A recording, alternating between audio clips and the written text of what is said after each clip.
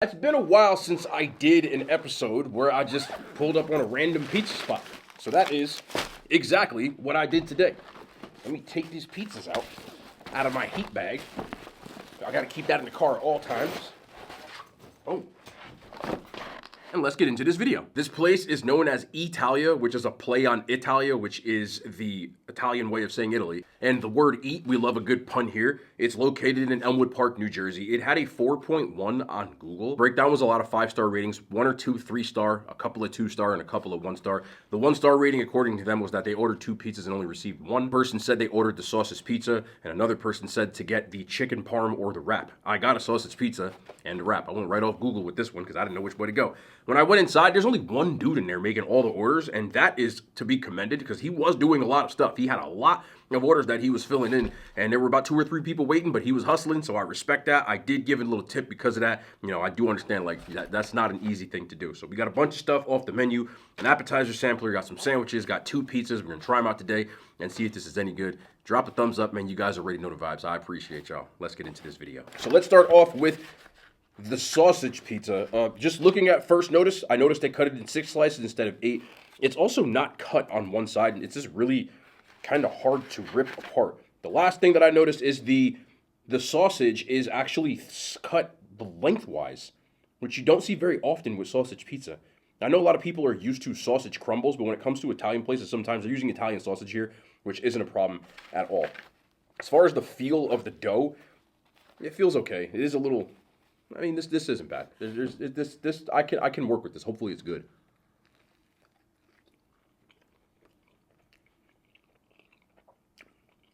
There's a very cheesy slice of pizza. Not bad though.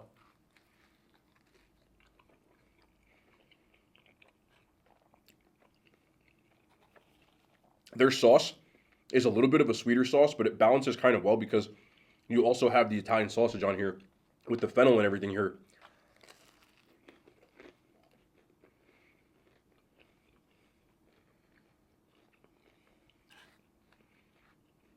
So it does go well together.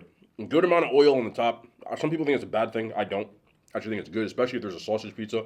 And again, this is the superior sausage to the sausage crumbles. I just wish there was more of it on here because there's one slice that doesn't have almost any on it. And then you have one slice that's kind of loaded. So it looks like it kind of just like, ah. But my man was, he was in there hustling. As far as the dough goes, it's a decent dough too. I mean, there is a good amount of airiness, but also give to it that even though I prefer my pizza a little more well done, there's nothing wrong with the dough. This is decent. It's definitely, as far as like living in New Jersey, the type of pizza that, similar to the Chinese food episode I did last week, I would just say if you live near this, you wouldn't mind this pizza at all. I don't think it's a type that you would like drive an hour out of the way, but to me, a good slice of pizza in Jersey is pretty much the standard fare, and this is right with that. I would give this a 6 out of 10. It's definitely not perfect, but it's a slightly above average slice of pizza. I think that's fair. The thing is, I think the prices here are not bad. If you want a small cheese pizza, it's $10. It's rare you find that at pizzerias these days. And this was a 1-topping medium, so it was $13.95, which is about what it costs these days. Like, you get a large pizza from anywhere around here, it's going to cost you upwards of $20. That's just the breaks. Also not bad as far as the price point. This was a last-second throw-in. I got the appetizer sampler, and it doesn't look very good. I will give them something. This might have shifted when I was driving, which probably made it worse. But when you give people orders to go at pizza places, you want to poke holes in this because it's going to steam on the inside. And because of that, the onion rings are really, really soggy. There's no marinara sauce that comes with the mozzie sticks, which I don't see. The only thing that came with was this thing of honey mustard and nothing else. But it cost me $10. And just being real, most of the pizza places around here, they serve just frozen onion rings, frozen mozzie sticks, frozen chicken tenders. So I'm not going to say anything as far as like negative towards that. But if you ever come from another area, I don't know how yours work, but when they do appetizers, a lot of times they're frozen just like this. But we're going to try them anyway. This was like a last minute throw and I wasn't sure what to get. Probably a bad choice by me, but let's try the honey mustard on the chicken tender.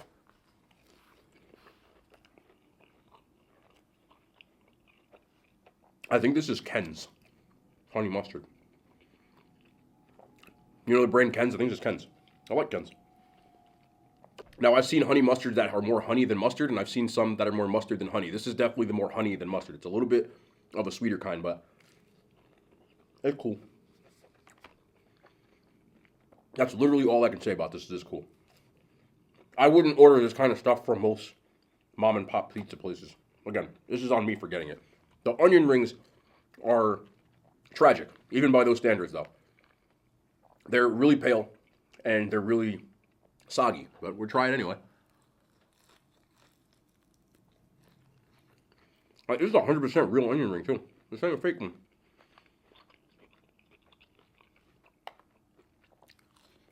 To be perfectly honest, I know it looks like crap. I can still eat them. I ain't gonna say here and lie to you. Like, it tastes like batter and onions. You get a little of this honey mustard, if I can actually get the damn onion in here. I wouldn't write home about it, but there's no way I throw these out. And you got the mochi stick.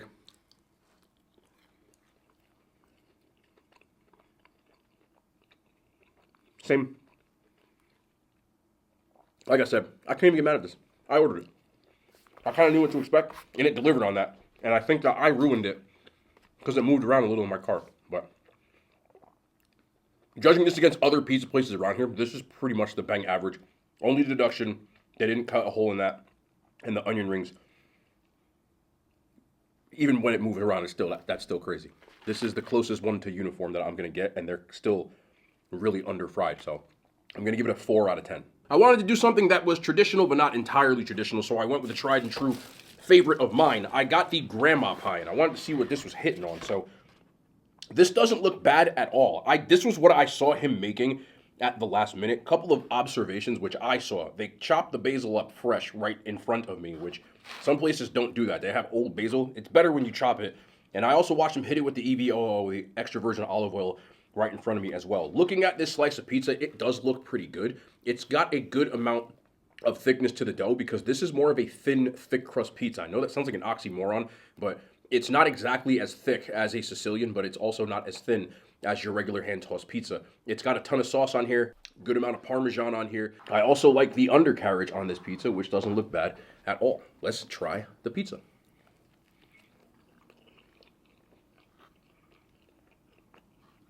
This is pretty good. This isn't bad at all. Again, I didn't specify well done. I like my pizza a little more well done, but that's not how most places are going to cook it. So I should have said that, not on me. So taking that out of consideration, this is a pretty good saucy slice of pizza. They really did it nice with the pockets of sauce on here. And there's a lot of Parmesan that kind of gives it a nice sharp bite.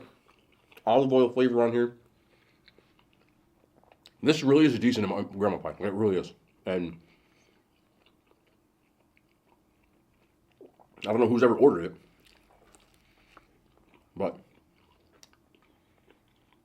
from what I've had from their regular dough and this dough, I would say this is probably your best bet as far as pizza goes. This is good. I'm not mad at this. No.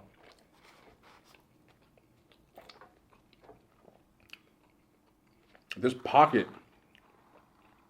of sauce is like really a really good bite.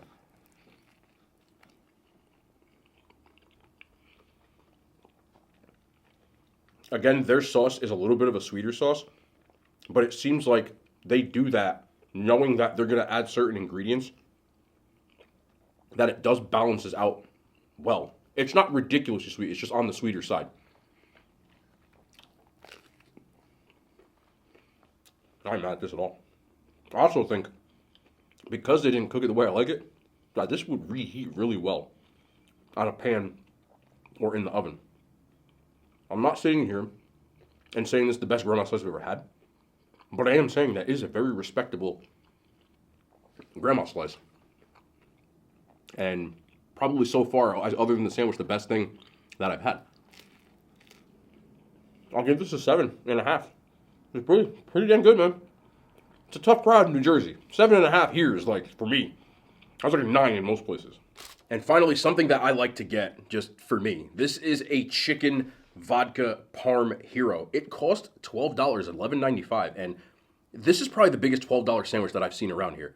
It's a really big sandwich. It is covering every inch of the bread. Now, some places will give you a little bit of a thicker cut of meat, but these are like 2 entire chicken cutlets pounded out and deep fried, and it looks pretty good as far as that goes. When you open it up, you can see there's a decent amount of vodka sauce. The thing that I noticed is that even though the bread is toasted, it is really, really soft. There's not a ton of sauce and cheese in here for what I like. When you get the old school Italian guys, they'll make this phrase saying, make it real nice. And what they mean when they say that is to like add enough sauce and cheese that it's going to really make the sandwich perfect. At bird's eye, it doesn't look perfect, but it does look like a pretty decent sandwich.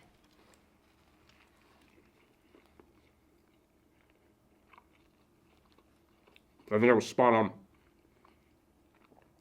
This is a pretty decent sandwich.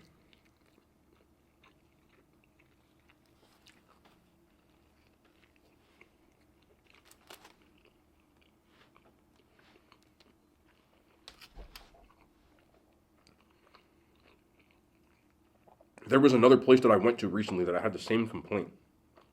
Not complaint, criticism. This is very much, each person being different. But I need more sauce on my sandwich, or at least sauce on the side. Again, I go in not knowing how people make their sandwiches. So if I were to go again, I would either ask for more sauce or sauce on the side, and it would alleviate the problem. The cutlet is actually really pounded out thin, the way that I said. So it's pretty standard, not dry, of a cutlet. But when you're having a parm, you really want, to me, like a good amount of sauce on here. There's not enough of it that I feel like I'm eating a vodka parm per se, because I can't really taste the vodka sauce. It more tastes like a chicken cutlet with a little bit. This is the first and probably last time you will ever see me do something like this, because I don't like desecrating sandwiches. But I'm going to bring back the Ken's honey mustard. Come on back, Ken. Come on to the shop. Thank you.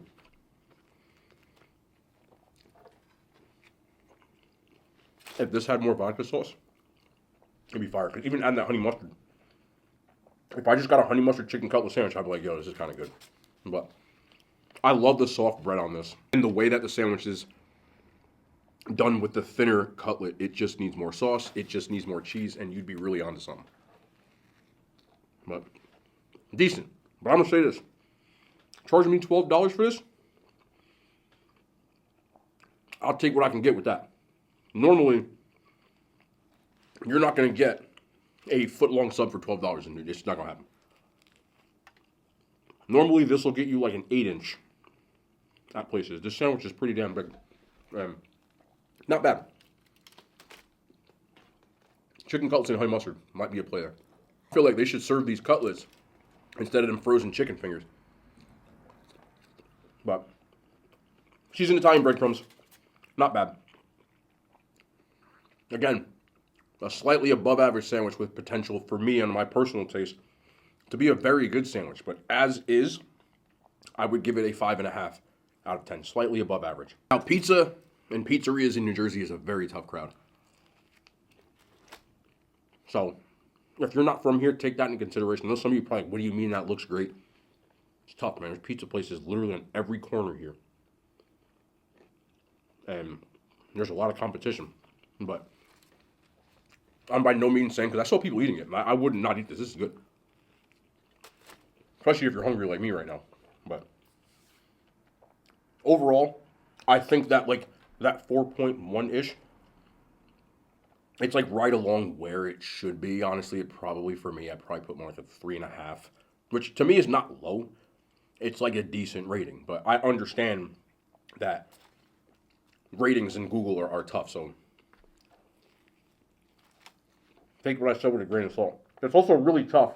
I don't know if this is on purpose, but to have one person doing everything is insane.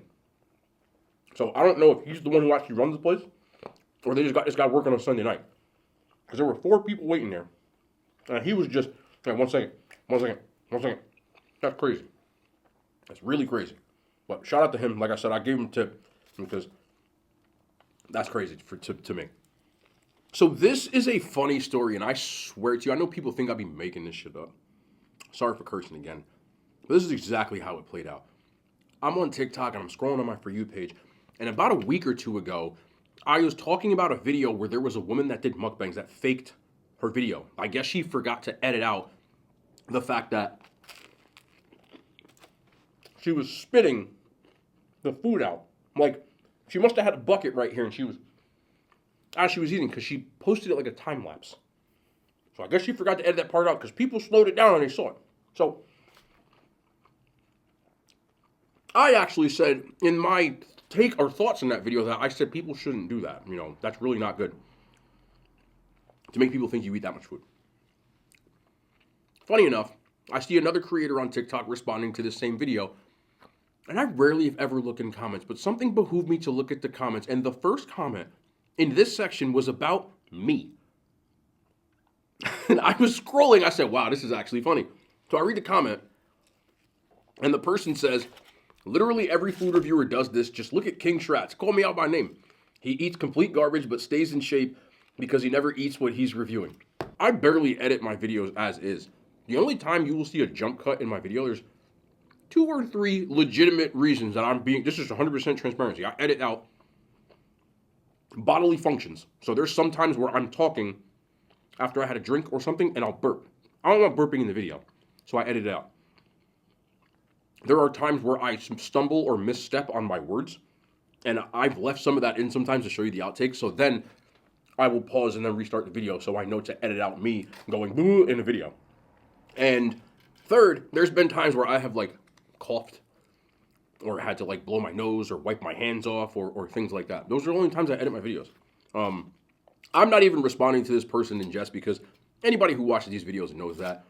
Most of the people that watch these videos, I still get questions, as I said all the time, about people saying, oh, you know, how do you eat all this and not gain weight? So then when I started to talk about it, I started getting comments from people saying, stop talking about it. So I said, cool, I'll keep it on the food. Not a big deal. That's why I kind of wanted to make a second channel so at least that information is out there where I'm not flooding this page with, like, most people watching this don't want to watch diet stuff. But I saw a comment today on my video that I just posted where a person was talking about how this is like a thing for him where he likes to watch gluttony. And I'm like, where are you seeing gluttony?